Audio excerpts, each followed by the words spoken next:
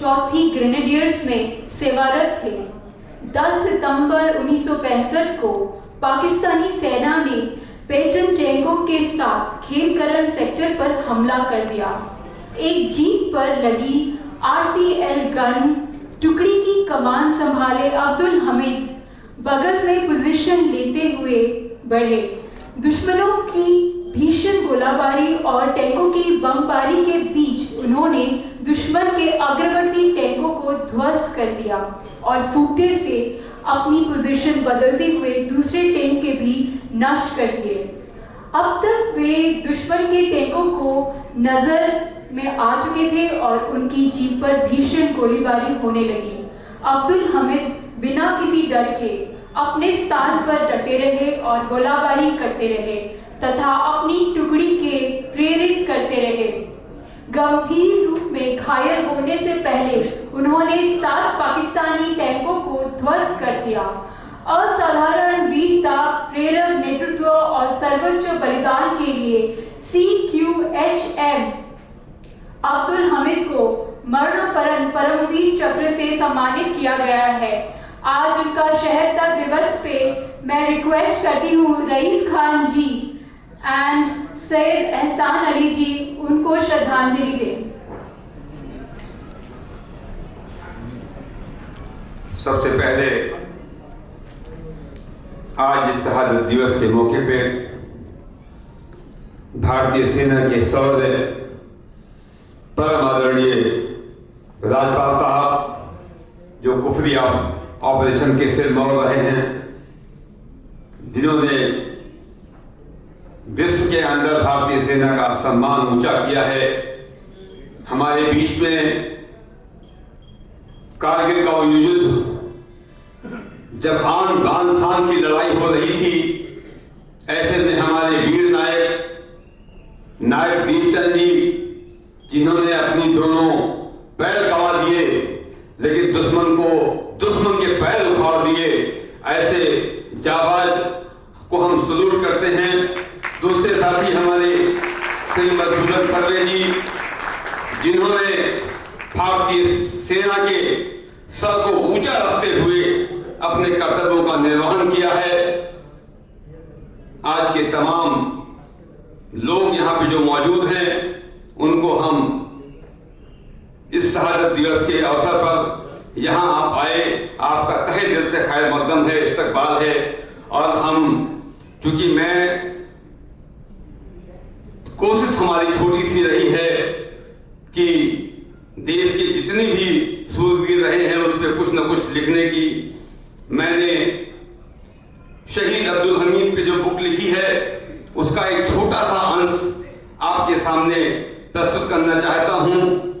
और वो अंश मेरा नहीं है, क्योंकि मैंने जो स्टेटमेंट लिया था उस टाइम के कमांडिंग ऑफिसर जनरल फरहाद भट्टी साहब का, जिनके लड़के एडजुटेंट हैं राष्ट्रपति के संजय भट्टी साहब, पूना में मैंने उनका स्टेटमेंट लिया था। तब साथियों उन्होंने एक बात बताई थी और बताते बताते अपने ड्राइंग रूम में उठ के खड़े हो गए थे। उन्होंने ये बताया कि जिस वक्त पाकिस्तान को पैटर्न टैंकों की खेप मिल चुकी थी, हमें सिर्फ RCL जीप मिली थी, उसका गोला हमको नहीं मिला था। पूरी भारतीय सेना परेशान थी कि जीप तो हमको मिल गई है, लेकिन ये टैंकों के गड़गड़ाहट जो पाकिस्तान में हो रही है उसका मुकाबला हम कैसे करेंगे। साथियों, उसी समय 1st आर्मर्ड डिवीजन, पाकिस्तान की आर्टिलरी, दोनों ने अटैक किया पुन्नुपुर के सहारे। एक इच्छोगिल नहर इलाका पड़ता है, इच्छोगिल के नहर के इलाके पे जब अटैक आया तो हमारे पॉलिसी मेकर परेशान हो गए।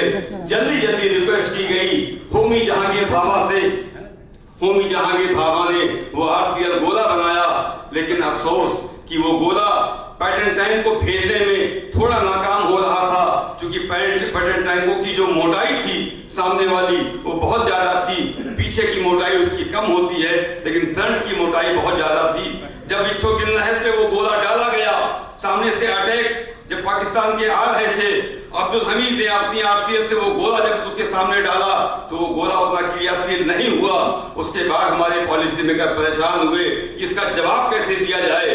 तुरंत अब्दुल हमीद की टुकड़ी को आदेश हुआ कि अब्दुल हमीद उसी आर्मर्ड डिवीजन के बम्बार्डमेंट में तुम अंदर जाओ, और जाने के बाद जितना भी बम्बार्डमेंट आप हो रहा है होने दो, लेकिन तुम उसके अंदर जाके पुन्नु पुल तोड़ दो, हमारा अपने आप जो है ये अटैक बच जाएगा। अब्दुल हमीद ने वही किया। उसके बाद उसी बम्बार्डमेंट के अंदर अब्दुल हमीद अपनी टुकड़ी लेके, अपनी जीप आरती लेके घुसे हैं, और घुसने के बाद अपने बहादुर जवान ने पुन्नु पुल तोड़ दिया। कहने का मतलब ये साथियों कि सबसे बड़ा अटैक जो पाकिस्तान का आ रहा था वो पुन्नु पुल उन्होंने तोड़ दिया। जब वो सारी चीजें वहां पे जब वो अटैक रुक गया, उसके बाद देखिए आप शान देश के हमारे वीर जवानों की। उसके बाद तुरंत ये आदेश हुआ कि ये 4 ग्रेनेडियर्स जिसको फाइटिंग फोर्स का खिताब मिला था वो वहां से हटे, और उसके बाद तुरंत चीमा गांव जाए। वो चीमा गांव जहां पे हमारी मद्रास और सिखलाई रेजिमेंट लगी हुई थी, और अफसोस कि वो मद्रास और सिखलाई रेजिमेंट थोड़ा सा उस इलाके की जानकार नहीं थी, उसकी वजह से हमारा नुकसान हुआ। और पाकिस्तान के गोरिल्ला युद्ध में, गोरिल्ला छापामार में हमारी मद्रास और सिखलाई रेजिमेंट थोड़ी सी नुकसान में आ गई, हमारे कई कैजुअल्टी हो गई, और उस गोरिल्ला युद्ध में काफी लोग मार दिए गए। तुरंत ये हुआ कि ये 4 ग्रेनेडियर्स जिसने ये इतना बड़ा कारनामा किया है कि पुन्नु पुल पे पाकिस्तान का अटैक रोका है, तुरंत चीमा गांव जाए, और चीमा गांव जाने के बाद अपना मोर्चा लगाए। तुरंत 14 घंटे के अंदर वो 30 किलोमीटर का इलाका है इच्छोगिल नहर से, और चीमा गांव जब हमारी फौज वहां पे पहुंच गई, जाके अपने बंकर लगा दिए। बंकर लगाने के बाद जल्दी में बंकर खोदा गया, उसका ट्रेंच खोदा गया। उसके बाद जब बंकर में लोग बैठ गए, तभी क्या बात आई कि अब्दुल हमीद संतुष्ट नहीं थे। अब्दुल हमीद में ये दिक्कत थी कि जो उनकी आरसीएल थी, आप लोग गांव से भी बिलोंग करते होंगे, गांव में जो पुल जो वो एक वो होता है, जैसे जब पानी निकाला जाता है उससे कुएं से, तो एक ट्रेंच बनता है, गड्ढा, जिसमें वो पुल ऊपर आता है, फिर वो गड्ढा नीचे बना होता है, उसमें आरसीएल छुपाई जाती है, उसकी बैरल ऊपर निकली होती है। लेकिन जल्दी में वो गड्ढा उतना खुद नहीं पाया था, उसकी वजह से अब्दुल हमीद बहुत परेशान थे कि हमारी आरसीएल छुप नहीं पा रही है और दुश्मन को दिखाई पड़ेगी, इसकी वजह से जो है इसमें फायर अच्छा नहीं हो पाएगा। खैर वो सब करते हुए रात में 1 बजे जो फरहाद भट्टी साहब ने हमको स्टेटमेंट दिया था, जो बताया था कि ठीक रात के 1 बजे अब्दुल हमीद हमारे सामने आए, और उसके सामने आने के बाद उन्होंने कहा कि सर हमको पाकिस्तानी रेंज के अंदर जाने दीजिए। उन्होंने कहा कि अरे अब्दुल हमीद नेवर, तुम हमारे सिंगल फायर हो, अगर तुम पाकिस्तानी रेंज में चले जाओगे तो बाकी टुकड़ी का क्या होगा।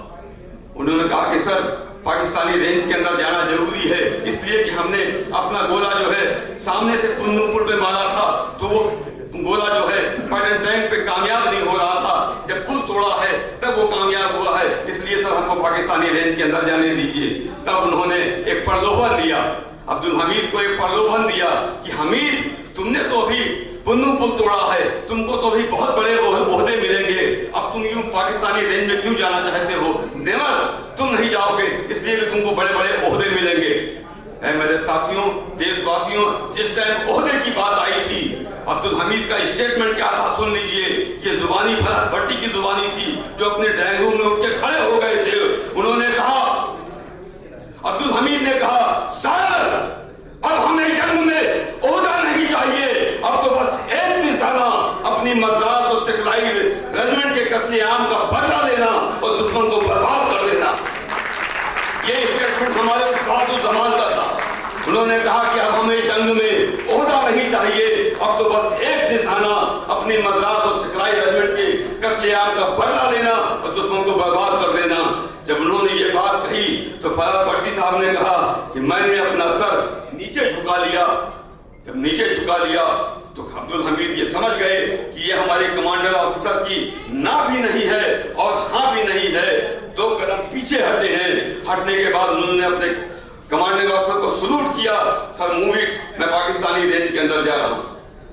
मेरे साथियों, रात के 2 बजे 3 बजे वो शख्स हमारा जो है भारतीय जवान पाकिस्तानी रेंज के अंदर चला गया।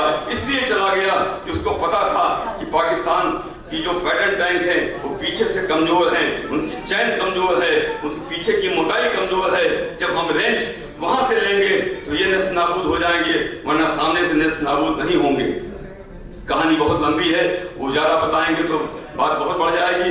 मेरे साथियों, कहने का मतलब ये कि जिस टाइम पाकिस्तान के रेंज में अब्दुल हमीद गए थे, उसी समय एक बैटन टैंक सुबेरा होते ही आगे खड़ा हो गया, ऐसी जगह पे आगे खड़ा हुआ जहां पे हमारे बंकर में सैनिक लेटे हुए थे।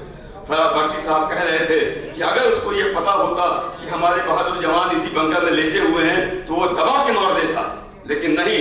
उसके बाद जो है एक टैंक कमांडर निकला, निकलने के बाद हमारा एक जवान पानी लेने गया हुआ था, गुलाम मोहम्मद दूर, उसने जैसे ही उसको देखा कि वो भारतीय सैनिक है, अपनी एलएमजी से उसने फायर किया, तुरंत वो आदमी वही खत्म हो गया, हमारा जवान खत्म हो गया। उसके बाद पाकिस्तानी टैंक कमांडर बाहर निकलता है, ढक्कन खोल के जब ऊपर उसने अपने सर को ऊपर निकाला, ढक्कन खोलने के बाद चारों तरफ का इलाका उसने सर्च किया।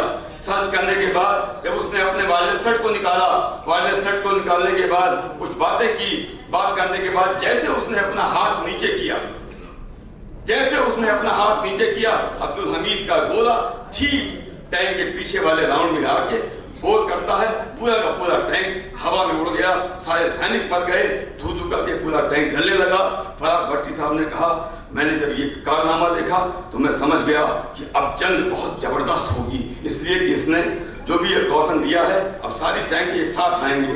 लेकिन तभी क्या देखते हैं, तभी क्या देखते हैं कि जो टैंक उस तरफ से आ रहे हैं उनकी बैरल नीचे, युद्ध में कभी बैरल नीचे नहीं होती। वो युद्ध की भाषा अपने आप उन्होंने पढ़ लिया। उन्होंने कहा, उसी टाइम में समझ गया कि इसने जो टैंक कमांडर ने कौशन दिया है वो इट इज ओके का दिया है कि यहाँ सब कुछ ठीक है, जंग अभी आगे होगी, यहाँ कुछ नहीं है। और उसका फायदा हमारे इस भारतीय वीर को मिल गया कि एक टैंक एक गोला, एक टैंक एक गोला।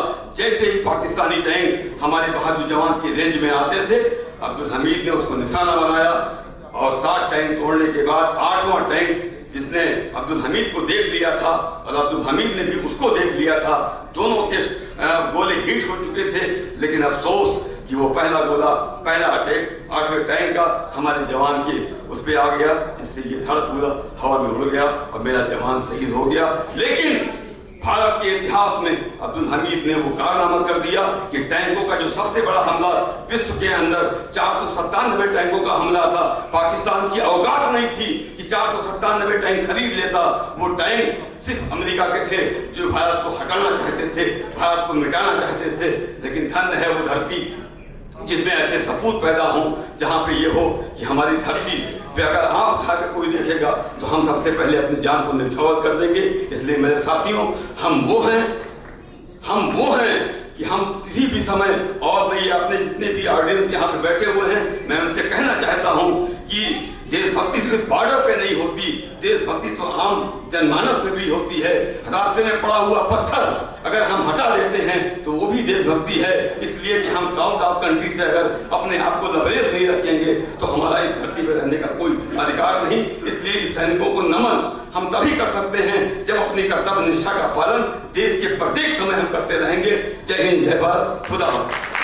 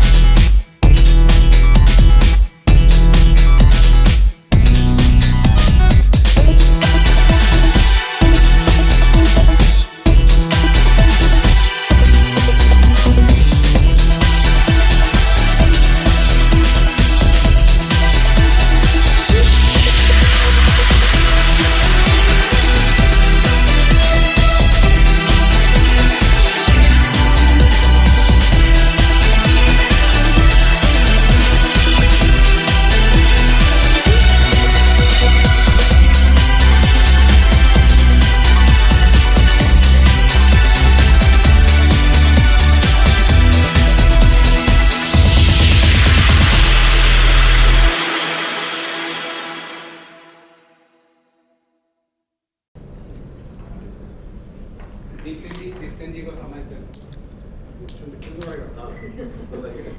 नायक दीपचंद जी, जब भी कारगिल युद्ध का जिक्र होता है तब उन शहीदों का जिक्र बड़े गर्व के साथ होता है जिन्होंने इस लड़ाई में देश की रक्षा के लिए अपने प्राणों की आहुति दे दी। लेकिन बहुत सारे ऐसे योद्धा आज भी हमारे बीच मौजूद हैं जिन्होंने कारगिल युद्ध में पाकिस्तान के दांत खट्टे कर दिए।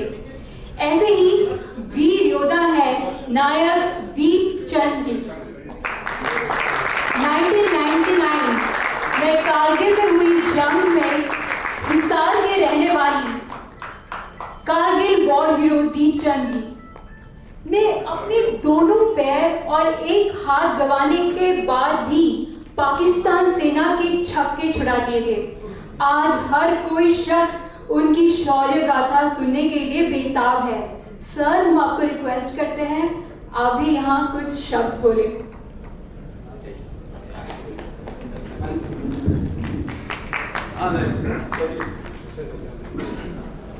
सिर्फ फॉर्मेलिटी पूरे करने के लिए आए थे यहाँ पर, और जो रियल में देशभक्ति है उनके अंदर वो इधर बैठे हुए हैं। मतलब सैनिकों के लिए किसी के पास टाइम नहीं रहता है, ये कड़वी सच्चाई है। अगर टाइम होता तो 1948 नहीं होता, 62, 65 नहीं होता, 71 नहीं होता, और 99 का तो मैं खुद साक्षीदार आपके सामने खड़ा हूँ। और उसके बाद युद्ध होगा नहीं जब तक हमारे शरीर के अंदर सांसें नहीं। तो भारतीय सेना के लिए आप लोगों के अंदर ना, मैं सबसे पहले तो इनका रईस भाई का धन्यवाद बोलता हूँ कि कम से कम कोई तो है कि कम से कम इस बहाने याद तो करता है सैनिकों को, वरना सैनिक क्या है, सिर्फ कागजों के टुकड़े हैं। मतलब अब इस तरह से हम लोग अब्दुल हमीद जी के बारे में कितनी व्याख्यान सुन रहे हैं, बहुत अच्छी बातें हैं, मगर जब वही इंसान या वही सैनिक जिंदा रहते हैं तो क्या समझते हैं आप लोग, बताइए मेरे को। आप कौन सी एक बंदा हाथ खड़ा करके बताओ कि दिल से सैनिकों की इज्जत करते हैं। अगर दिल से इज्जत करते नहीं सर, मैं आपको अभी बोलता हूँ, भारत माता की जय बोलने से ही अंदर देशभक्ति पैदा नहीं होती है, बहुत कुर्बानियां देनी पड़ती है। हाथ खड़े करने से कुछ नहीं होगा। मैं ऑन ग्राउंड की बातें बताऊंगा आपको। सबसे पहले मैं नमन करता हूँ उस वीर को जिन्होंने इस मातृभूमि के लिए अपना सर्वोत्तम बलिदान दिया, और आज आप जिसके लिए आप एकत्रित हुए। यहाँ पर मेजर पुनिया साहब, हमारे बॉस मधुचंद्र सुर्वे, रहीस खान जी, सभी को मैं धन्यवाद बोलता हूँ कि इस कार्यक्रम को आपने सम्मिलित हुए, और आप सबका भी हृदय गहराइयों से अभिनंदन करता हूँ। साथ ही मैं उन शूरवीरों को भी नमन करता हूँ जिन्होंने इस मातृभूमि के लिए अपना सर्वोत्तम बलिदान दिया। भगवान उनकी आत्मा को शांति दे। मैं नायक दीपचंद 1889 मिसाइल रेजिमेंट कारगिल, हिसार हरियाणा के अंदर मेरा जन्म हुआ था, और राष्ट्रों के राष्ट्र महाराष्ट्र जो शिवाजी महाराज की जन्मभूमि थी, आज मेरी भी यहाँ पर कर्मभूमि है। मेरा दूर दूर तक सेना में कोई नहीं था, 6 भाई बहनों में सबसे बड़ा था। नेताजी सुभाष चंद्र बोस, एक ही शख्स के सामने नेताजी लगता है, सुभाष चंद्र बोस।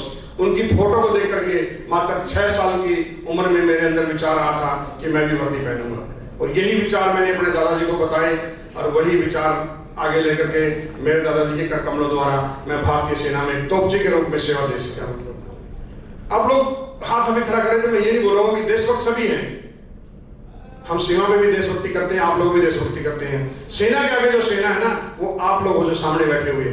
क्यों? क्योंकि हम हंसते हंसते इसलिए शहीद हो जाते हैं कि हमारे परिवार को आप संभाल लोगे। वही शहादत जब एक सैनिक की होती है तो हम झंडे डंडे लेकर, जैसे हमारे महानुभाव खड़े हुए हैं, ऐसे पहुंच जाते हैं वीडियो बनाने के लिए, नेता लोग यहाँ पर भाषणबाजी देने के लिए पहुंच जाते हैं। मगर जब रियलिटी में उस शहीद को जरूरत पड़ती है तो कौन सामने आता है, मेरे को बताइए आप। आज फिल्मी दुनिया के ये रईस जी हैं, भले इनका फिल्मी दुनिया में बड़ा पद ना हो, मगर जो ये काम कर रहे हैं ना राष्ट्र को समर्पित, ये सबसे बड़ा काम है। आज ये जब भी पुकारते मैं क्यों आता हूँ, क्योंकि मुझे लगता है यार, तुमसे देखो आज मैं वीरांगना को कौन पूछता है, मेरे को बताइए आप। और ये जो सच्चाई में क्यों बता रहा हूँ, आज भी मैं ट्रेनों में जाता हूँ, कोई नहीं पूछता। जब हम सेना के अंदर रहते हैं ना, हमारे पास बहुत बड़े बड़े चार्ज रहते हैं, इतनी बड़ी बड़ी तोहफे रहती हैं, चार्टर प्लेन रहता है, मगर वही जब सैनिक रिटायरमेंट होके आ जाते हैं ना, तो एक सिक्योरिटी गार्ड की ड्यूटी करते हैं। हम लोग लिखते नहीं कि हीरो हीरोइनों की तरह कि भैया मैंने ये किया, नेता लोगों को भागने देते हम लोग कि हमने ये किया वो किया, मगर अनदेखा हो जाता है। क्योंकि हिंदुस्तान के अंदर हमारी एक चीज होती है, जब तक साहब मरेगा नहीं तब तक महान नहीं कमाएगा। शिवाजी महाराज को ले लीजिए, जिसको हम यहाँ बड़ी बड़ी जय जयकार बोलते हैं, उनका तिलक नहीं होने दिया था। महाराणा प्रताप को ले लीजिए, आज हमने झांसी की रानी, महाराणा प्रताप, वीर शिवाजी, किसी को नहीं देखा, देखा किसी ने क्या, मगर जो साक्षात आज सैनिक हैं, युद्ध भूमि में चले जाते हैं, वो तो चले गए, मगर जो आज जिंदा हैं उनको तो पहचानो ना, साक्षात उनको तो अपने बच्चों को बताइए कि देखिए, मरने के बाद हमारी बड़ी फोटो लगा दी जाएगी और चमेली के गाने के फूल चढ़ाए जाएंगे बड़े बड़े, मगर जिंदा है तो क्या वैल्यू है? तो जिंदा इंसान की वैल्यू करना सीखिए। वही सैनिक जब आपके पास छुट्टी काटने आते हैं उनको नमन करिए। बहुत सी बहनें हमारी बड़ी बड़ी राखियां भेजती हैं, क्या जरूरत है? जब आपके पास वो भाई आता है उसको तुम पूछते भी नहीं कभी भी। राष्ट्रभक्ति पद कहाँ चले जाती है आप लोगों को बताइए मेरे को। नेता लोग बोली लगाते हैं हमारी डेथ होने के बाद में 60 लाख दे दे, नहीं वो तो दिल्ली सरकार दे रही थी, फिर कितना दिया जाए? अभी मेरे को पिछली बार फर्नांडिस जी मिले, दीपचंद जी हमने 1 करोड़ रुपया कर दिया है। मेरे को शर्म नहीं आती, मैं सबके लिए बोलता हूं मैं कि क्या मात्र 22 साल की उम्र में जो सैनिक शहीद हो जाता है, क्या 60 साल की उम्र तक कोई 1 करोड़ रुपया नहीं कमा सकता? वो हमारा मेहनताना दे रहे हैं, और वो मेहनताना किस तरह दे रहे हैं आप लोग सबके सामने है। आज भी हमारे जैसे बहुत से सैनिक ऐसे हैं जिनका किराया तक भी माफ नहीं है, और आप लोग भारत माता की जय बोलते रहे। सैनिकों ने कब आवाज उठाओगे? हम तो उठा नहीं सकते हैं क्योंकि वर्दी के अंदर बंधे हुए हैं। आप लोग कब जागोगे? खाली भारत माता की जय 15 अगस्त 26 जनवरी आज हम लोग चले जाएंगे, ट्विटर फेसबुक पर फोटो डाल देंगे, कल मरता मरे जाओ। कभी सोचिए कि क्या होगा उन सैनिकों का। सैनिक जब घायल होता है, सैनिक होता है ना, अकेला नहीं जाता है, उसके साथ पूरा परिवार बिखर जाता है। मेरी 6 फुट से ऊपर हाइट थी, और जब मुझे चोट लगी ना, मेरी वाइफ की मात्र 22 साल उम्र थी, 1.5 महीने का बच्चा था, और 3 महीने से वो फैमिली में थी। तो कैसा परिवार टूट जाता है? इस लड़की के बारे में सोचिए जिसने 22 साल की उम्र में अपने पति की कंडीशन देखी है। आजकल आप सोचिए 22 साल की उम्र में लड़कियां पढ़ाई करती हैं, वो दुख दर्द समझने के लिए या तो आपको वर्दी पहननी पड़ेगी या उस परिवार के साथ रहना पड़ेगा, तब आपको पता चलेगा कि हमारी सेना क्या काम करती है। आज आप चंद सेकंड में आ जाते हो, अरे यार एसी नहीं चल रहा है, हमें पूछो ना। दुर्गम इलाके में रहते हैं, हमारे लिए कोई एसी नहीं है, कोई कुछ नहीं है। कभी राजस्थान में, कभी जो के असम बंगाल में रहते हैं, कभी पहाड़ों में रहते हैं, हम तो कभी नहीं बोलते, हमारा दिल नहीं लगता, क्योंकि हम राष्ट्र को सर्वोपरि मानते हैं। मैं से हम हो जाते हैं। भारतीय सेना ही एक ऐसी ऑर्गेनाइजेशन है जो भिन्न भिन्न जाति प्रांत व क्षेत्रवाद से आकर के अनेकताओं में एकता की मिसाल पैदा करती है, वो हमारी भारतीय सेना। हम कभी नहीं बोलते कि हम हिंदू हैं, मुसलमान हैं, सिख हैं, ईसाई हैं, आप लोग सब टुकड़ों में बढ़ जाते हो। क्यों? हम इसीलिए ये साधन दे रहे हैं कि भाई आप लोग टुकड़ों में बटे रहो। तो इसलिए मैं आप लोगों सभी को बोलता हूं, क्यों जानकर भी अनजान बने बैठे हो, क्यों जानकर भी अनजान बने बैठे हो, एक हो जाओ मेरे देश के प्यारो, क्यों बेवजह से हिंदू मुसलमान बने बैठे हो। आज सरने मुगल की मैं बहुत प्रोग्राम आता हूँ, मैं कई बार, मैंने पिछली बार भी बोल दिया था ना कि कुछ करप्ट हैं सोशल मीडिया के, ये जो फिल्मी दुनिया के आदमी, बड़ी पीड़ा क्यों होती है। भैरव सिंह राठौर का आप लोगों ने नाम सुना होगा, उसकी एक आखिरी इच्छा थी, सुनील शेट्टी ने उनका रोल किया था, आखिरी इच्छा थी कि जिंदगी मिल ले वो शख्स आज तक नहीं मिले। सुनील शेट्टी ने तो बॉर्डर फिल्म में रोल करके हीरो बन गए, मगर जिसका रोल किया था आज तक भी नहीं मिले। पिछली बार डायरेक्टरों ने मुझे बोला कि दीपचंद जी यार हम लोग आपकी कहानियां बताते हैं, आप सब ऐसे मत बोलो, कहानियां बताते हैं ना तो आप बताइए, आपको ही पता है कि कौन सी कहानियां क्या रहती है। हमारे पास रीटेक नहीं होता है, आप लोगों के पास रीटेक होता है। ये सोचना है आप लोगों ने कि कौन सी कहानियां सुनाई जाती हैं। यहाँ पर 10 बार पुरुष मारा जाता है, वहां पर कोई ये टाइम नहीं होता है, क्योंकि जब हमने कारगिल का युद्ध लड़ा था ना, नॉर्मल एक ड्रेस थी, आज भी मेरे पास वो ड्रेस रखी हुई, किसी को देखना मैं दिखाऊंगा। रात को हम वहां पर युद्ध करते थे, दिन में हम लोग ऐसे चुप के रहते थे, कोई वहां पर बंकर नहीं था, और कोई वहां पर वो शूटिंग नहीं चल रही थी पिक्चर की, भैया ये रीटेक चलेगा, भैया ये दोबारा करो रीटेक, नहीं, जो कुछ था ऑन दी स्पॉट था। मतलब तो ऐसे जो आज सर ने बोला कि फोटो लेके घूमते थे, हम तो नेताजी सुभाष चंद्र बोस की फोटो क्या थी, हमारे दिल में था, तुम मुझे खून दो मैं तुम्हें आजादी दूंगा। मतलब आज भी वो शब्द रोड पे खड़े कर देते हैं साथियों।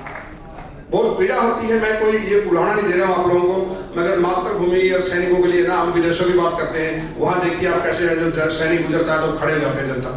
और आज हमारे जैसी कंडीशन देख लीजिए, मैं ऑन ग्राउंड की बात बताता हूँ, मैं ट्रेन में कई बार सफर भी करता हूँ ना, तो नीचे की सीट नहीं होती। आप जैसे युवाओं को बोलता हूँ सर थोड़ा नीचे की सीट दोगे क्या, अरे नहीं सर मैंने तो कमर दर्द, जवानी के अंदर तुम्हारी कमर दर्द हो जाती है, मतलब कसम से बता रहा हूँ आपको। तो कौन सी देशभक्ति जाती है? मेरी बात आप ध्यान से सुनिए। आज सबसे ज्यादा जो हम लोग बोलते हैं कि लोहा मजबूत होता है, जैसे हम बोलते हैं ना कि इंदिरा गांधी वो भाई आयरन लेडीज थी, सरदार वल्लभ भाई पटेल आयरन मैन था, सबसे ताकतवर हम लोग लोहे को मानते हैं, मगर लोहे से भी कोई चीज एक ताकतवर है, वो है आग, जो लोहे को भी पिघला देती है, और उस आग से भी कोई ताकतवर चीज है, वो है पानी, जो उस आग को भी ठंडा कर देता है। और उस पानी से भी अगर कोई ताकतवर चीज है, वो है मनुष्य, जो पानी को भी पी जाता है। और उस मनुष्य से भी कोई ताकतवर अगर कोई चीज है, वो है मौत, जो मनुष्य को भी खा जाती है। और उस मौत से भी कोई ताकतवर चीज है, वो है हमारे जैसे जाबाज सैनिक, जो मौत को भी माता देकर के आपके सामने खड़े हैं।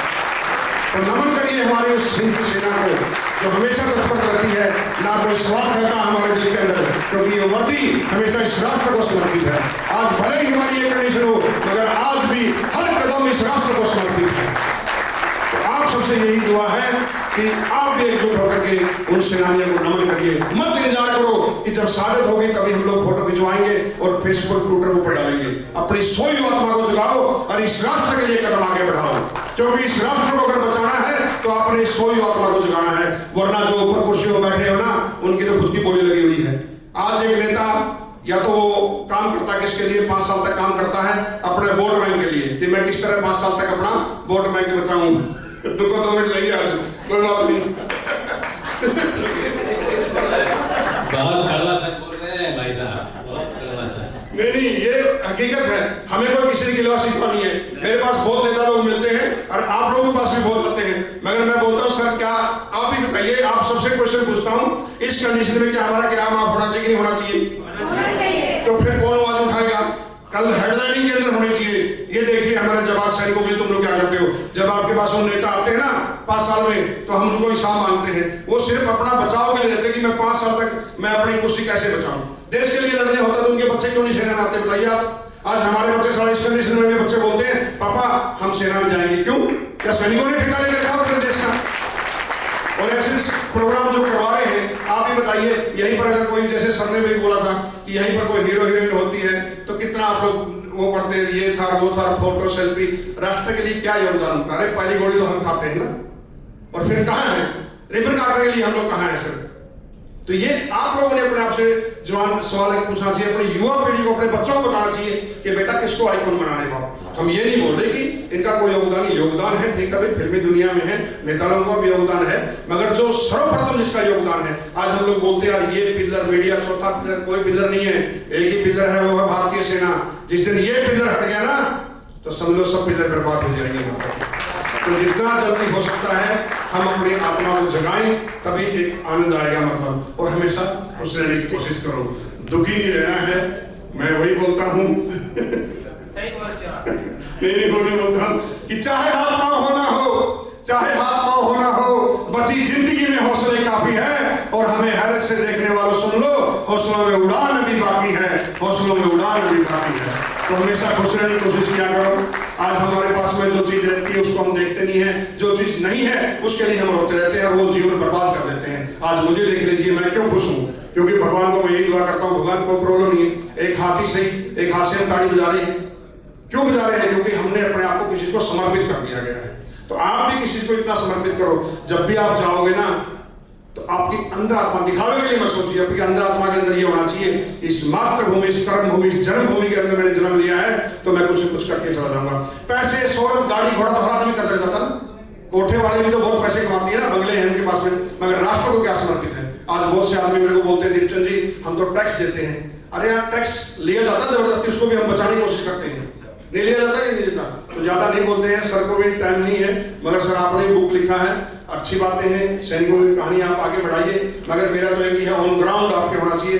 मरने के बाद हमारी भी स्मारक बना देंगे और फूल चढ़ाएंगे, कोई फायदा नहीं है। जिंदगी जो कुछ करना है जिंदगी करो आप लोग, और सोचो कि हमारे सैनिक किस तरह रहते हैं। और आज हम यहाँ पार्टी मनाते हैं, नई साल मनाते हैं, आप कोई प्रोग्राम करते हो, किसी सैनिक को भी एक समोसा खिला दोगे तो क्या हो जाएगा आप लोगों का? उल्टा आप लोगों का सम्मान बढ़ेगा कि देखिए हमने एक नई पहल शुरू की है। हम जो कोई भी कार्यक्रम करते हैं, शादी होती है तो एक सैनिक को बुलाओ ना, क्या हो जाएगा? एक साल से उसको दे दोगे तो आप सोच बदलिए, देश अपने आप बदली हो जाएगा। मतलब तो ये आप लोगों के ऊपर है।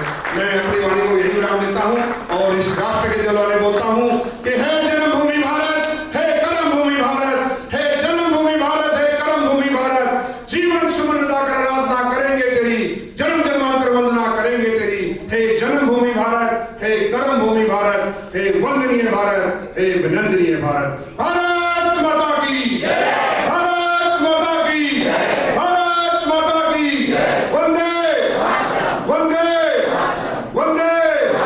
जय हिंद, जय भारत, जय माता। सैनिकों के गांव के रूप में जाना जाता है। इस गांव के हर घर में भारतीय सेना में शामिल होने की परंपरा आज भी जारी है। प्रथम विश्व युद्ध में शहीद हुए भारतीय सैनिकों में 18 बहादुर सैनिक इस गांव के बेटे थे और अधिकांश निवासी अभी भी सेना में सेवारत हैं। गांव के हाई स्कूल के महाराष्ट्र के वीर किलों के नाम पर कक्षाएं हैं। वास्तव में कमांडो सुरवीर के परिवार की कई पीढ़ियां सेना में रहे हैं। मराठा शूरवीर योद्धा शौर्य चक्र से सम्मानित और देश के लिए अपनी जान तक न्यौछावर कर देने वाले भारत के सुपूत पैरो कमांडो श्री मधुसूदन सुरवे की जीवनी पर अभी फिल्म बनने वाली है। उनको हम ऑनर करते हैं, फेलिसिटेट करते हैं with Veer Abdul Hamid award.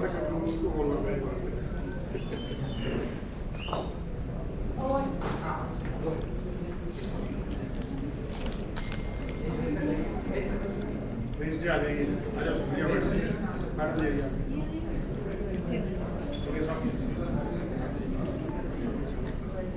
Sir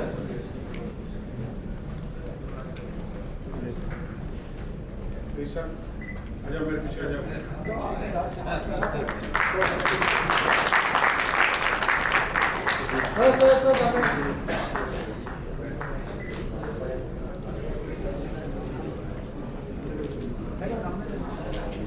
जय हिंद। आजादी की कभी शाम ना होने देंगे, शहीदों की कुर्बानी बदनाम ना होने देंगे। बची है लहू की एक बूंद भी अपने रगों में, तब तक भारत माँ का आंचल नीलाम ना होने देंगे। आदरणीय जनरल पुनिया सर, मेरे दोस्त दीपचंद सर, रईस सर और तमाम यहाँ पे बैठे हुए सभी को मैं नमन करता हूँ। वीर माता वीर पिता जो देश के लिए शहीद हुए हैं, ऐसे सब वीरों को मैं कोटि कोटि नमन करता हूँ। आज सीएचएम अब्दुल हमीद सर का शहादत दिन है और इनके लिए परमवीर चक्र से सम्मानित है। परमवीर क्या होता है?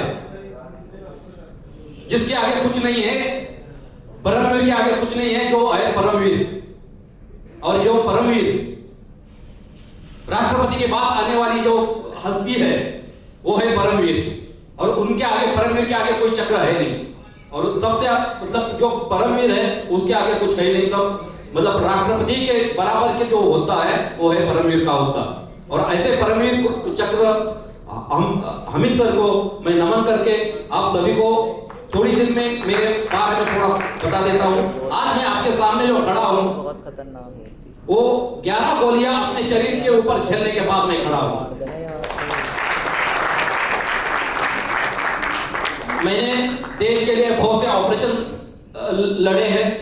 ऑपरेशंस जो डॉक्टर करते हैं वो ऑपरेशंस नहीं, ऑपरेशंस जो मुहिम होती है, जो हम युद्ध करते हैं उसको ऑपरेशन कहते हैं फौज की लैंग्वेज में, फौजी भाषा में। और ये ऑपरेशंस का जो सबूत जो है, ये जो छाती में मेडल्स लगे हुए हैं वो बोलते हैं क्या ऑपरेशंस है। ऑपरेशंस कैसे और कहां होते हैं ऑपरेशंस? मैंने जो किए हैं वो ऑपरेशन के बारे में बताता हूं। ऑपरेशन राइनो जो असम में मैंने किया है, ऑपरेशन ऑर्चिड नागालैंड में किया है, ऑपरेशन हिफाजत 1 मणिपुर में किया, ऑपरेशन हिफाजत 2 मणिपुर में किया, ऑपरेशन ऑर्चिड नागालैंड, ऑपरेशन रक्षक जम्मू एंड कश्मीर, ऑपरेशन विजय जो कारगिल के नाम से जाना जाता है वो कारगिल, और उसके बाद ऑपरेशन पराक्रम जो जम्मू एंड कश्मीर में किया, और आखिरी वाला मेरा ऑपरेशन था UN mission south Africa Congo.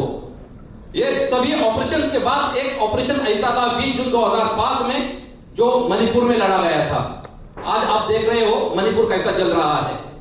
अगर मैं ये बात करूं कि ये मणिपुर को अगर ठंडा करना है, मणिपुर को अगर शांत करना है, तो सिर्फ इसको फौज ही शांत कर सकती है। सिर्फ 15 दिन के लिए फौज को दे दो मणिपुर और देख लो कैसा ठंडा हो जाता है वहां।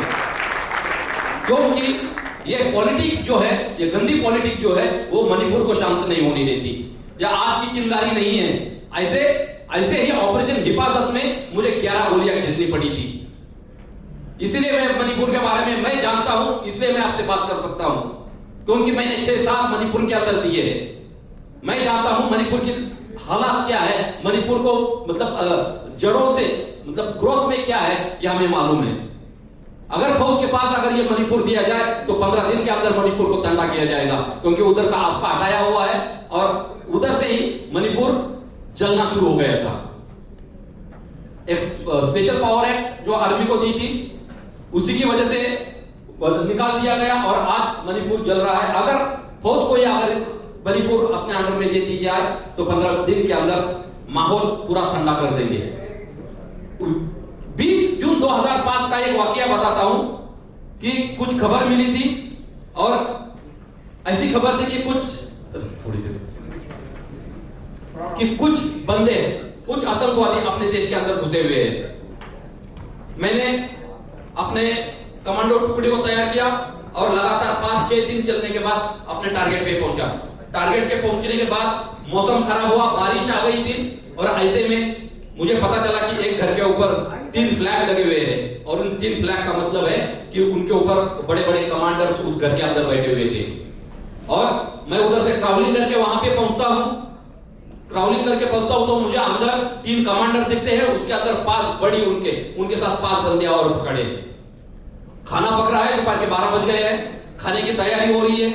ऐसे में मौसम खराब होता है, बारिश आती है, मैं वहां से तुरंत पीछे मुड़ हो जाता हूं, पीछे की तरफ मतलब अपने लोकेशन में आता हूं।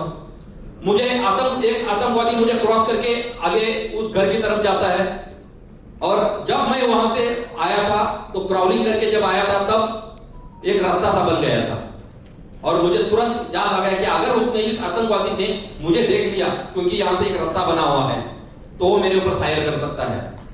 मैं तुरंत उसके पीछे गया, उसने हुड लगाया था, बारिश की वजह से रेनकोट पहना था। मैं उसके पीछे गया, कुकरी निकाली, उसका मुंह दबाया, उसकी गर्दन काटी, उसको वहां साइलेंट कर दिया। उसको बोलते सेंट्री साइलेंट। सबसे पहला एक आतंकवादी मेरे ऊपर काटा था। उसके बाद मैं अपने जगह पे आया, बारिश आ गई, मौसम पैक हो गया, ब्लैकआउट हो गया।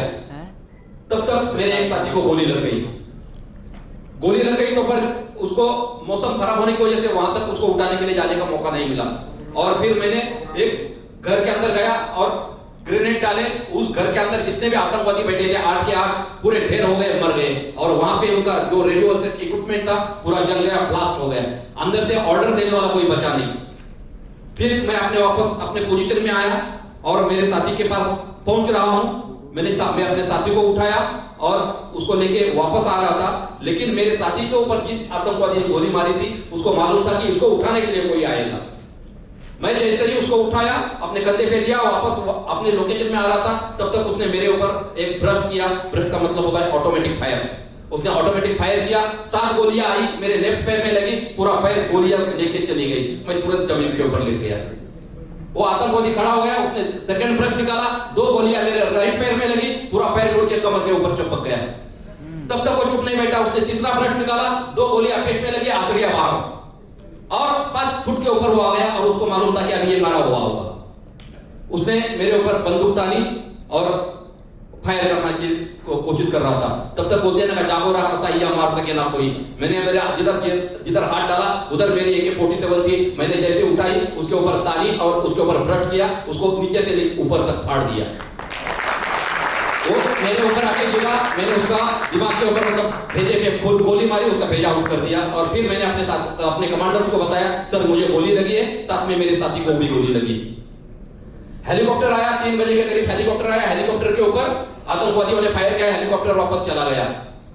अगले दिन तक कोई मुझे दवाइयां नहीं मिलने वाली थी। मुझे मेरे साथियों ने वहां से इधर से उठाया और एक नाले में लेके गए, बदन के पूरे कपड़े निकाले और फिर उन्होंने चेक किया कि गोली कहां लगी है। हथेलियां पूरी बाहर थी, पैर में पूरे दोनों पैर मुड़े हुए थे, एक पैर पूरा ही 7 गोलियां लगी थी, सिर्फ मांस बचा हुआ था, हड्डी पूरी लेके गई थी। ऐसे में फिर नाले में जाके उन्होंने मेरे 2 डंडे काटे। डंडे से मेरा राइट पैर जो कंपाउंड फ्रैक्चर हुआ था उसको बांध दिया, बूट की लेस निकाली, उसको बांध दिया और पेट के अंदर जो आंतड़ियां बाहर निकली थी उसको बांधने की कोशिश कर रहे हैं, लेकिन जैसी मतलब सांस ले रहा हूं तो गोली अंदर की बाहर नहीं निकली, ऊपर की तरफ चढ़ रही है, हार्ट की तरफ चढ़ रही है। ऐसे में मेरे साथी ने क्या किया कि मॉर्फिन का इंजेक्शन लेके आए, इंजेक्शन मुझे दे दिया और फिर दर्द थोड़ा सा कम हो गया। रात को 7 बजे के करीब मुझे पता चल गया कि मौसम बहुत खराब हो रहा है और आतंकवादियों का फायर आना शुरू हो गया। ऐसे में क्या हुआ कि जब मौसम खराब हो रहा है, आतंकवादियों का फायर आ रहा है, तब तक मैं अपने साथियों को बोला कि लगातार फायर आने की वजह से आपको संभाल के फायर करना पड़ेगा और एक फायर करो चारों तरफ से, ताकि इनको पता नहीं चलेगा कि अंदर फौज कितनी है, क्योंकि हम टोटली 20 बंदे थे, 20 कमांडो थे और वो 70-80 के करीब उन्होंने हमको चारों तरफ से घेर लिया था। हमने सारी रात उधर की लड़ाई उनके साथ लड़ी। 7 बजे के करीब नाक से आग से खून आना शुरू हो गया और सांस बढ़ने लगी, थंडरिंग सी बारिश की वजह से अंग कांपने लगा। ऐसे में सारी रात ही चलता रहा, लेकिन मैंने साथ मतलब मेरा अपना एक जो मैं कमांडर होने का जो मेरा जिम्मेवारी थी वो मैंने अपनी छोड़ी नहीं। मैंने अपने साथियों को बताता रहा कि लड़ाई अब, क्योंकि उनका कमांडर मैं था, मेरे ऊपर वो जिम्मेवारी थी कि जितने बंदे मैं लेके आया हूं उनके उतने के उतने मेरे हेडक्वार्टर में मेरे वापस लेके जाना है। और ऐसा होते होते सुबह हो गई और ऐसे में रात में जब मेरे साथी को मैंने बोला, अरे भैया लेफ्ट पैर में खून नहीं रुक रहा था, तो उसको मैं बोला कि इसको काट दे और फिर उसको बांध दे, ताकि कम से कम ब्लडिंग रुकेगी, तब जाके आगे सुबह की तक मैं जिंदा रह सकता हूं। उसने बोला सॉरी सर, मैं नहीं कर सकता।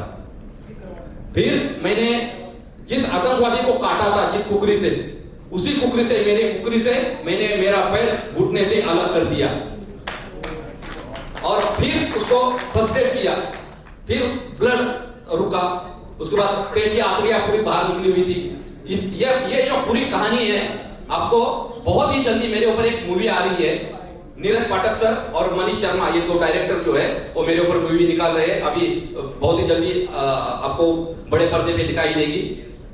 जब यह सब पूरा वाकया उधर होता है और यह बात जब महामहिम राष्ट्रपति missile man Bharat Ratna doctor APJ Abdul Kalam साहब को पता चलती है, तो उन्होंने 26 जनवरी 2006 में मुझे शौर्य चक्र से सम्मानित किया। मान सम्मान ये सभी का होता है, जिसके पात्र जो होते हैं, लेकिन मेरे साथ कुछ अलग सा हुआ था। जब गैलेंट्री अवार्ड 26 जनवरी 2006 में राष्ट्रपति जी ने मेरे छाती पे लगाया और फिर एक टी पार्टी के लिए जाना होता है, मैं अपने टी पार्टी के लिए जा रहा था, तब तक एक पीछे से कंधे के ऊपर एक हाथ आता है, घूम के मेरे सामने आते हैं और मैं देखता हूं तो महामहिम राष्ट्रपति डॉक्टर एपीजे अब्दुल कलाम मेरे कंधे पे हाथ रखते हैं और पूछते हैं, क्या आप मेरे साथ डिनर कर सकते हो? तो बोलते कि ए बता बंदे, तेरी रजा क्या है? वो वाली मेरी कहानी थी कि गला सूख गया, आंख से पानी आ रहा है, बोल क्या रहा हूं मुझे पता नहीं लग रहा है, क्योंकि मुझे लग रहा था कि मैं कुछ बात कर रहा हूं, लेकिन मेरा गला सूखा हुआ था, मुंह से शब्द नहीं निकले। पीछे से जनरल साहब आए, जनरल जे सिंह सर थे, वो आए और वो मुझे पूछ रहे, सर सुबह कुछ बात कर रहे साहब। तो मैं तो क्योंकि गला सूखा हुआ था, मुझे बोलने का कोई आवाज नहीं निकल रही थी, तो बोलते ना कि पेट से आवाज निकालो, पेट से आवाज निकाली तो क्या निकाली? Yes sir. और वो रात महामहिम के साथ, राष्ट्रपति जी के साथ जो डिनर का स्वाद जो लिया है, उनके साथ जो बात करके जो हमें जो एनर्जी मिली है, वो उस एनर्जी की वजह से आज भी हम खड़े हैं। आज भी मैं arm force medical store depot Kandivali में कार्यरत हूँ। आज भाई मैं मुंबई में मिलिट्री के लिए सर्विस कर रहा हूँ। आप सभी का साथ ऐसा ही चाहिए, जैसे हमारे भाई दीपचंद सर ने ये बताया, ये मन की दिल की कहानी है। दिल की मतलब ऐसी कहानी आप भी, मैं जो अभी आप फिलहाल में आधे एक भूमिका में भी आ चुके हैं, वो अभिनेत्री अरुणा ईरानी जी के भाई हैं। सबसे अहम बात ये है कि इंद्र कुमार जी ने 1990 में सुपरहिट फिल्म दिल के बतौर पहली बार he marked his debut and it was a super hit debut. आपको पता है उनकी फिल्मों का लिस्ट, दिल, बेटा, राजा, इश्क, मन, आशिक, रिश्ते, Masti, Pyaare Mohabbat, Dhamaal, double Dhamaal, grand Masti, super Nani, grand Masti, total Dhamaal. So I request Indra Kumar ji stage पे आए एंड मुझे प्लीज फॉरगिव कीजिए, क्योंकि मैं इमोशनल हो रही हूँ। यहाँ पे जितने सारे ऐसे डिग्निटरीज हैं तो मैं बीच में कुछ गलतियाँ कर दूँ. So I request स्टेज पे इंद्र कुमार जी प्लीज आए.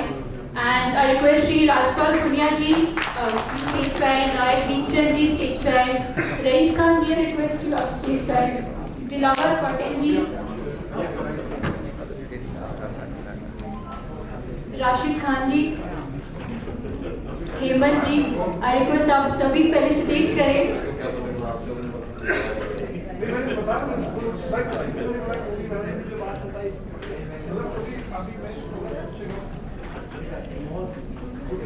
मरने के बाद बड़ा फोटो लगा खुद चढ़ाने से फायदा नहीं है. जिंदा जी फोटो ना बन क्योंकि नहीं लेके जाओ सर सामने सर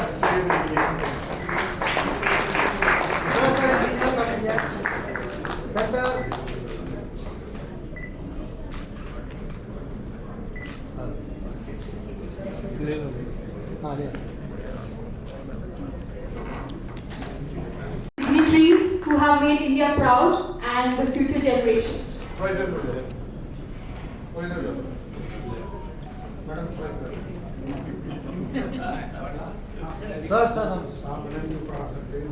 इशिता जी को बहुत प्यार मिला उनकी फिल्म जीनियस के लिए.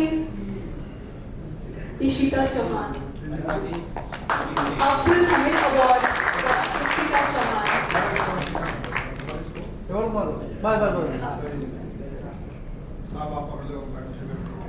बस रेडी.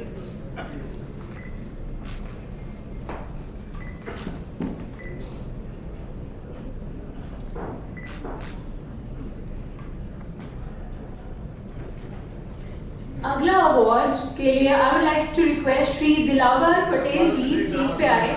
दिलावर पटेल जी का ये मानना है कि वो बिजनेस तो करेंगे.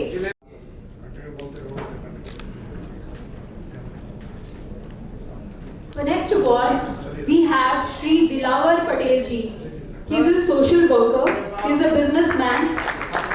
उनका ये मानना है कि मैं बिजनेस करूंगा और इससे मैं जो भी कमाई करूंगा गरीबों की मदद के लिए ही करूंगा. तो वो हमेशा से सोशल वर्क में मानते हैं और हमेशा गरीबों के मसीहा रहे हैं. Very happy. महिलाएं बाहर आ रहे हैं और अपने आप में सक्षम है.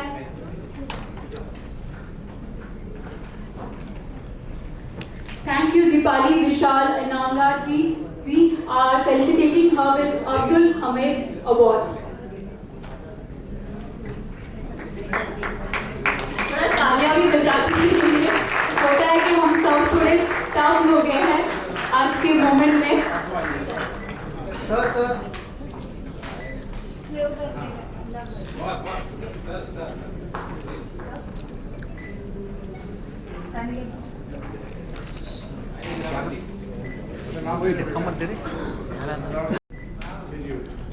सामने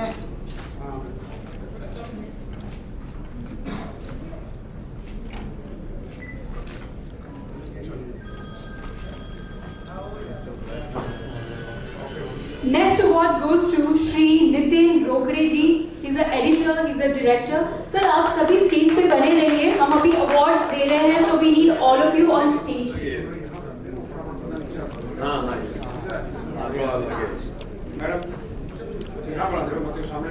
हाँ, आप सभी सर आप बताइए उन्हें वो आ जाए.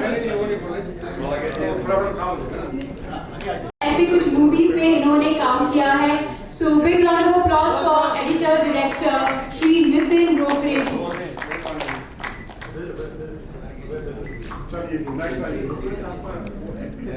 आपको पता है वैसे भी हेट स्टोरी, राज 3, मॉल में मस्ती, बहुत सारी फिल्मों में उन्होंने लिरिसिस्ट के बतौर काम किया है. एज ए म्यूजिक डायरेक्टर के बतौर काम किया है.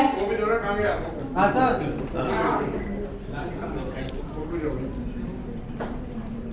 शादी में जरूर आना ये था उनका बहुत ही हिट गाने. मांटो ऐसे बहुत सारे प्यारे प्यारे फिल्मों में उन्होंने म्यूजिक डायरेक्टर के बतौर काम किया है, लिरिसिस्ट के बतौर काम किया है. हेट स्टोरी के गाने लोग अच्छे डालो अच्छे में डालो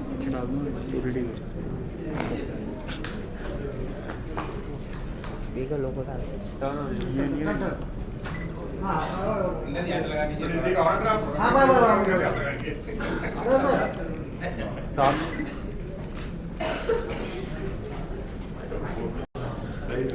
आपने गाल चमक रहे हैं He holds multiple roles and contributes significantly to our country's cultural enhancement through various social initiatives. As a senior official, बेटे को बुलाओ ना आजा बेटे साथ में bureaucrat, celebrity, politician and businessman, he is truly an all-rounder demonstrating versatility. उन्हें join कर रहे हैं on stage his son, जिनका बर्थडे हाल ही में हुआ था. उनका बेटा भी साथ उनका बेटा भी साथ आई आई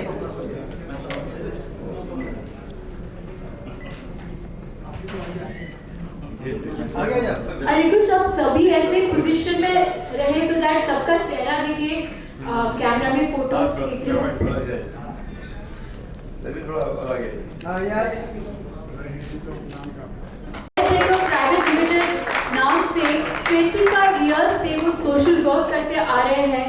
जो लोगों को हॉस्पिटल जाने में दिक्कत हो रही थी कोविड के टाइम पे, मुस्तफ़ा यूसुफ अली गोम जी ने सहायता किया and we are grateful to him that he is here with us. The speciality of Hamid awards is यहाँ पे we get to see the best of icons, dignitaries. Next हमें सबको फिजियोथेरेपी की ज़रूरत है and thank you sir for joining. Kailash ji उनके behalf से ले रहे हैं डॉक्टर सुब धामवाला, बहुत बिजी हैं. ही इज अ फिजियोथेरेपिस्ट जो कि अपने ड्यूटी में बिजी हैं. आई थिंक अब सब जाबाज स्टेज पे है, सारे विनर्स अचीवर्स तो गर्मी वहीं पे ही हो रही है. बोला तो यहाँ पे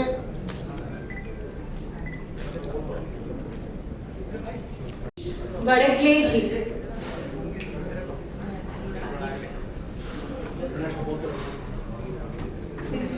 जो कि सिंगर हैं, मंगेश वड़ागले जी. बहुत बढ़िया गाना गाए थे सर ने, हम सबको इमोशनल कर दिया. जी सर श्री मंगेश वड़ागले जी जो कि बेहतरीन सिंगर हैं, चलो सामने पेट्रियोटिक सॉन्ग गा के हम सबको सुबह सुबह इवेंट के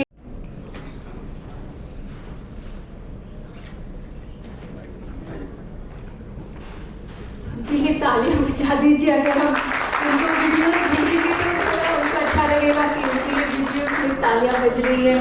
सोशल वर्कर है तो जाहिर सी बात है कि हमेशा लोगों की हेल्प करते हैं एंड अच्छी बात है कि रईस जी को पता है और आज उनको वो सम्मान कर रहे हैं, नहीं तो हम सब कुछ जान नहीं पाते.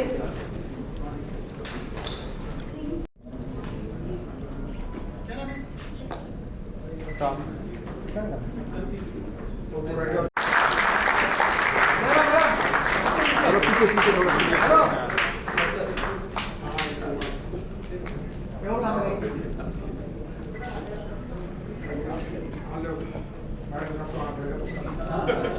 सर यहाँ पे लिखिए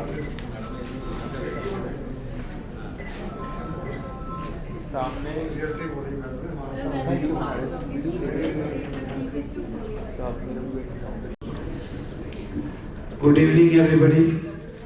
सबसे पहले मैं शुक्रगुजार हूँ रईस भाई का कि मुझे यहाँ बुलवाया उन्होंने और उनके आग्रह में मैं यहाँ आया.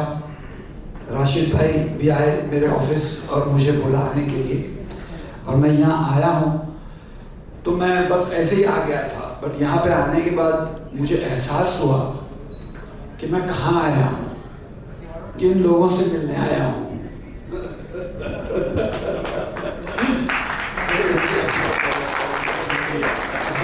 और इन्होंने मुझे जहाँ बुलाया है, हाँ, इन्होंने आंखें भी खोली मेरी और जगाया. और मैं सच कहता हूँ ऐसी फिल्म बनाना चाहूँगा जो लोगों को भी जगाए. तो क्या होता है, हम दिखाते हैं उनकी वीर गाथा, फिर भूल जाते हैं, लेकिन बाद में उनका क्या होता है ये आज तक किसी ने नहीं सोचा। आज तो जब इनकी बातें मैंने सुनी भाइयों की, सो तब मुझे रियलाइज हुआ कि माय गॉड, मतलब हम लोग कितने इनडिफरेंट हैं इस प्रॉब्लम से। हम लोग घर में आराम से सो रहे हैं इनकी बदौलत। हम सिर्फ सुनते हैं न्यूज़ में और देखते हैं हाँ ऐसा हो गया, अरे इतने आदमी मारे गए, अरे इतने आदमी माइंड हो गए, लेकिन फिर उनके बाद उसका क्या हुआ, हम में से किसी का भी उस पर ध्यान ही नहीं है, और वो एक न्यूज़ की तरह होता है हमारे लिए। हम भूल जाते हैं, हम मन में उसका शुक्रिया अदा करते हैं और बात वहीं ख़त्म हो जाती है। तो अगर मुझे मौका मिलेगा, और मैं अब I will make it a point कि मैं ऐसी फिल्म बनाऊं, क्योंकि मैं कमर्शियल फिल्में बनाऊं, बट अब ये मीटिंग की वजह से मुझे नींद से जगाया भाइयों ने और इनकी वीरता ने कि सिर्फ इन पे फिल्म ना ही बनाओ, इनकी बाद में क्या होता है वो भी दुनिया को दिखाओ, बस जो रियलिटी है।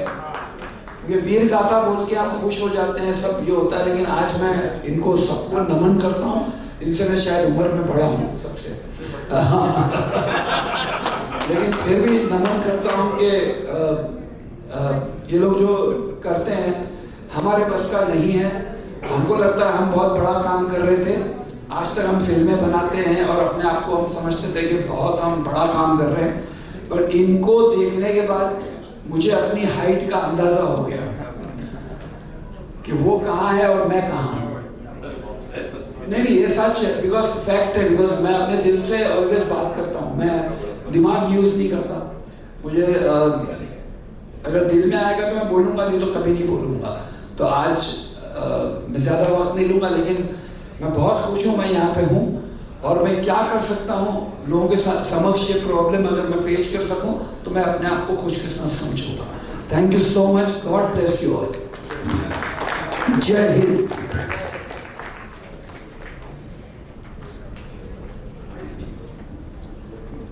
हेलो,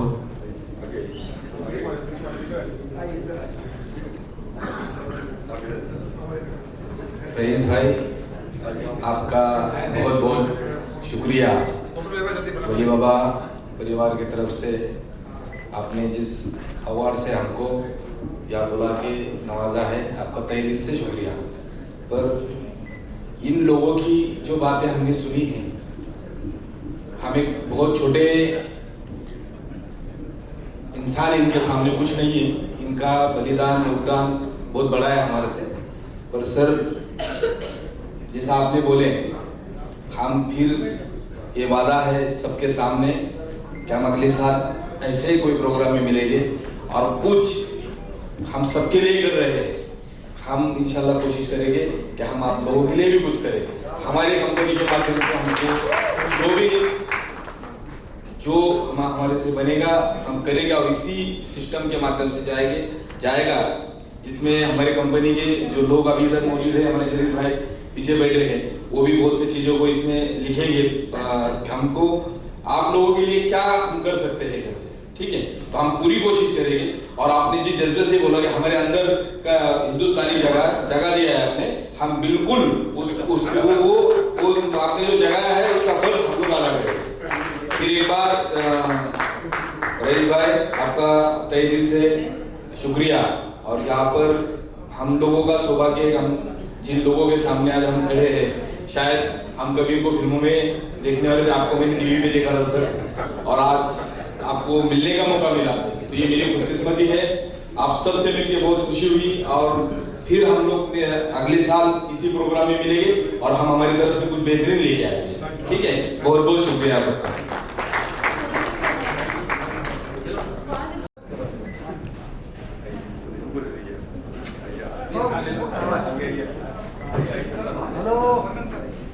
जो लोग अवार्ड लेते जाएं प्लीज स्टेज छोड़ते जाएं।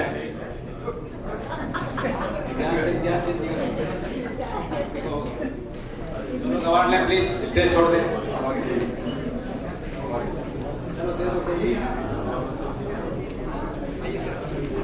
सर सामने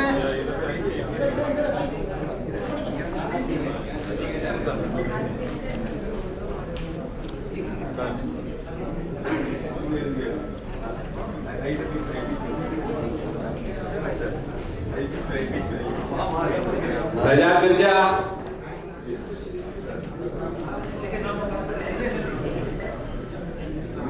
मिस्टर सजाद मिर्जा,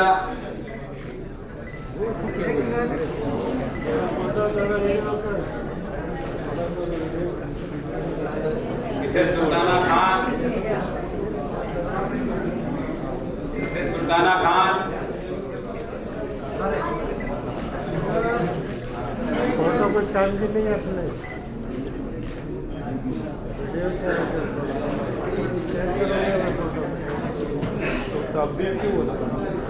निशा शेख, थोड़ा क्या पूरा हो गया ना।